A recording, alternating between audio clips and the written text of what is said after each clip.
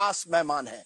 इस चुनाव में कांग्रेस की स्टार प्रचारक, एक क्राउड पुलर, जिनका हर वीडियो वायरल हो जा रहा है और जिन्होंने अमेठी और रायबरेली की कमान संभाली है कांग्रेस पार्टी के लिए। हमारे साथ है कांग्रेस की जनरल सेक्रेटरी प्रियंका गांधी वाड्रा। नमस्कार प्रियंका जी। मैंने आपको क्राउड पुलर कहा, स्टार प्रचारक कहा, वीडियो वायरल हो रहे हैं, पर यह नहीं कह पाया कि कांग्रेस पार्टी की प्रत्याशी। तो पहला सबसे बड़ा सवाल है कि आप एक बार फिर चुनाव क्यों नहीं लड़ रही है? देखिए, आपने देखा मैं पिछले 15 दिनों से यहाँ हूँ रायबरेली में। ये अमेठी रायबरेली क्षेत्र जो है, इसके साथ हमारा पुराना पारिवारिक रिश्ता है। तो यहाँ लोग उम्मीद रखते हैं कि हम लोग आएंगे उनके बीच, गांव-गांव जाएंगे, उनसे बातचीत करेंगे। तो यहाँ रिमोट कंट्रोल से तो चुनाव लड़ाया नहीं जा सकता। तो अगर हम दोनों लड़ते तो दोनों को 15 दिन अपने ही क्षेत्र में रहना पड़ता। हम दोनों देश भर में प्रचार कर रहे थे, इसलिए हमने सोचा कि उचित रहेगा कि एक प्रचार करते रहे पूरे देश में, नहीं तो पूरा फेज ही निकल जाता। नहीं, यानी आप कह रही हैं आप एक ना एक दिन प्रत्याशी बनेगी। एक ना एक दिन क्या होगा वो तो ना मैं कह सकती हूँ, ना आप कह सकती, ना मैं कह सकती हूँ, ना आप कह सकती। बनना चाहेंगी क्या प्रत्याशी? लोकसभा चुनाव लड़ेंगी या नहीं? देखिए, ये मैं प्रत्याशी बनना चाहूंगी नहीं बनना चाहूंगी, सच्चाई है कि मैंने ये सोचा ही नहीं है। मैं काम करती रहूंगी, मैंने काम किया है इस क्षेत्र में, इससे बाहर हर जगह पार्टी के लिए मैं काम करती रहूंगी। अगर उस काम में ये सबको उचित लगे कि हाँ मुझे चुनाव भी लड़ना है, मैं चुनाव भी लड़ूंगी। इसमें कौन सी मतलब इसको इतनी बड़ी बात क्यों बना रहे हैं? मैं बताऊंगा 1 मिनट में कि क्यों बड़ी बात है। क्योंकि इस समय पहला सवाल ये उठता है कि एक प्रचार अब चला है कि राहुल गांधी अमेठी छोड़कर भागकर, स्मृति ईरानी और बीजेपी के शब्द है, रायबरेली आ गए हैं। तो इसका मतलब है या प्रियंका गांधी चुनाव नहीं लड़ रही क्योंकि वो हार से डर रही है। तो ये जो एक प्रचार बीजेपी ने किया है कि राहुल गांधी भाग गए, प्रियंका गांधी चुनाव से डर रही है, इसका कैसा अगर आप चुनाव नहीं लड़ेंगी तो सामना कैसा करेंगे? देखिए, बताइए, गुजरात से मोदी जी नहीं लड़ रहे हैं, क्या वो डर गए वहां से, भाग गए क्या? मोदी जी वडोदरा और वाराणसी पहली बार 2014 में दोनों लड़े थे। आज क्यों नहीं लड़ रहे? इस चुनाव में क्यों नहीं लड़ रहे हैं? इस चुनाव में चुनाव तो लड़ रहे हैं, चुनाव तो लड़ रहे हैं। हाँ, आप चुनाव नहीं लड़ रही और राहुल गांधी ने अपना क्षेत्र बदल दिया। मैंने आपको स्पष्ट किया क्यों नहीं लड़ रही हूँ। मैंने स्पष्ट किया कि अगर देखिए, हम बीजेपी की स्ट्रैटेजी पे थोड़ी चलेंगे। बीजेपी जो चाहेगी वो हम करेंगे। हम दोनों बैठ जाएं एक जगह और देश भर में कोई प्रचार न करे, ये तो बीजेपी के लिए अच्छा होगा, ये कांग्रेस के लिए तो अच्छा नहीं है कि नहीं? तो हम उनकी स्ट्रैटेजी पे चलें, ये तो मुझे उचित नहीं लगता बिल्कुल। भाई, हम तो वो करेंगे ना जो हम सोचते कि हमारे लिए, हमारी पार्टी के लिए अच्छा है। राहुल गांधी अमेठी छोड़कर रायबरेली, तो इसमें कौन सी बड़ी बात है? उनकी माँ का संसदीय क्षेत्र है ये, लेकिन और अमेठी छोड़ी थोड़ी है।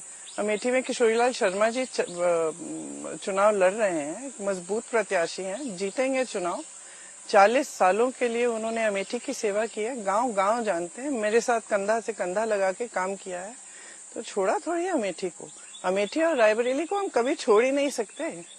अमेठी और रायबरेली हमारा रिश्ता ही अलग है इन दोनों क्षेत्रों के साथ। क्या रिश्ता है? क्योंकि आपने एक भाषण किया था अमेठी में, बड़ी भावुक हो गई थी। आपने अपने पिताजी की याद दिलाई लोगों को, आपकी यादें आपके पिताजी के साथ।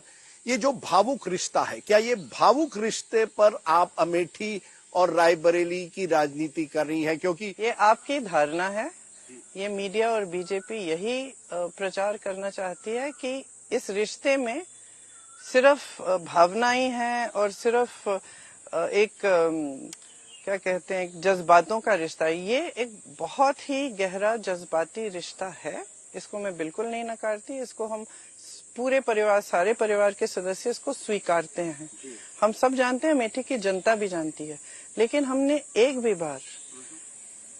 बार किसी और आधार पर वोट नहीं मांगा, सिर्फ अपने काम के आधार पर वोट मांगा है। जो काम अमेठी क्षेत्र और रायबरेली क्षेत्र में कांग्रेस पार्टी ने, सोनिया गांधी जी ने, राजीव गांधी जी ने, राहुल गांधी जी ने किया, मैं दावे के साथ कह सकती हूँ कि किसी और ने नहीं किया है। और जितना भी प्रचार ये करते हैं, पूरी जनता अमेठी की जानती है कि क्या अमेठी में किया गया हमारे कार्यकाल में और पिछले 5 सालों में क्या हुआ है। इंटरेस्टिंग आप ये कह रही हैं, क्योंकि दो बातें इससे निकलती है। एक, स्मृति ईरानी और भाजपा कहती है कि देखिए जितनी प्रगति अमेठी में पिछले 5 सालों में हुई है वो पिछले 50 साल में नहीं हुई। उनका कहना है कि ये पिछड़े इलाके हैं। रायबरेली देखिए, अमेठी देखिए, कंपेयर टू बारामती जहां शरद पवार ने बहुत काम किया है, या कमलनाथ ने छिंदवाड़ा, ये पिछड़े इलाके क्यों रह गए अगर ये इतनी बड़ी वीवीआईपी कंस्टिट्यूंसी थी? आपने वो गांव देखा है जिसे मोदी जी ने गोद लिया वाराणसी में? जी देखा है, उसकी क्या हालत है। तो देखिए, कहने के लिए तो ये लोग कुछ भी कह लेंगे। अमेठी वालों से, रायबरेली वालों से पूछिए कि क्या क्या नहीं आया यहाँ। BHEL, HAL, उड़ान academy, ITI, AIIMS, NTPC, rail coach factory, rail washing line, rail की वो जो इलेक्ट्रिसिटी वाली लाइन है, तमाम हाईवे कौन लाया? मोदी जी लाए हैं, स्मृति ईरानी जी लाई हैं। पर पिछड़ा इलाका तो है अभी भी। देखिए विकास ऐसी चीज है जो कभी रुक नहीं सकती। आज आप 2 काम करेंगे, कल आपको 4 काम करने पड़ेंगे। ये एक निरंतरता होती है इसमें, और ये शुरू से की जा रही है।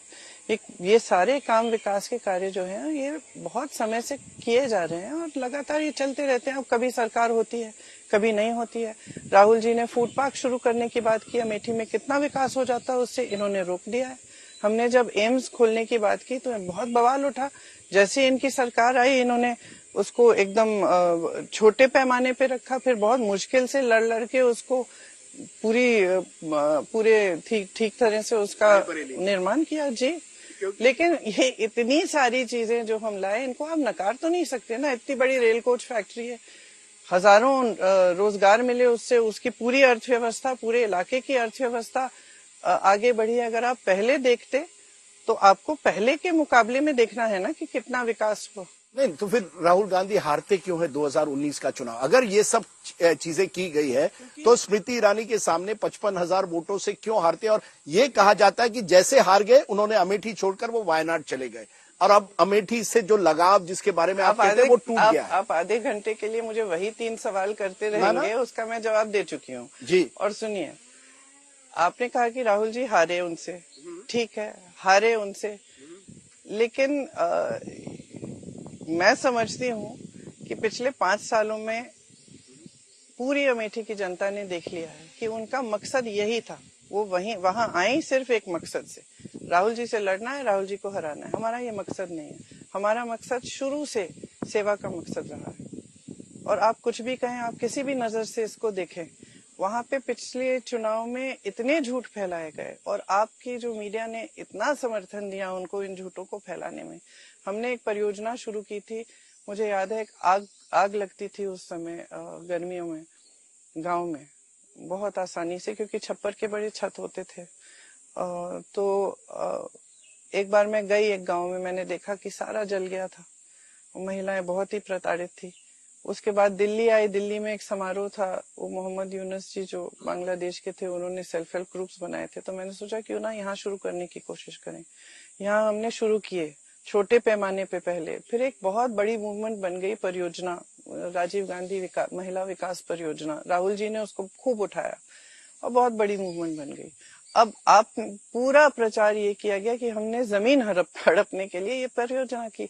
अब इस परियोजना से लाखों महिलाओं का फायदा हुआ। मैं आज जहाँ जाती हूँ मीटिंग में, वो कहती हैं कि परियोजना बंद क्यों कर दी। बंद इसलिए करनी पड़ी क्योंकि इतना बड़ा आक्रमण किया मीडिया में और ऐसे झूठों का कि अंत में बंद ही करनी पड़ी। लेकिन मेरा कहने का मतलब ये है कि इतना झूठा प्रचार हुआ और इतनी मतलब मीडिया का समर्थन था तमाम ऐसे, तो लोग बहक गए होंगे, लेकिन अब समझ गए।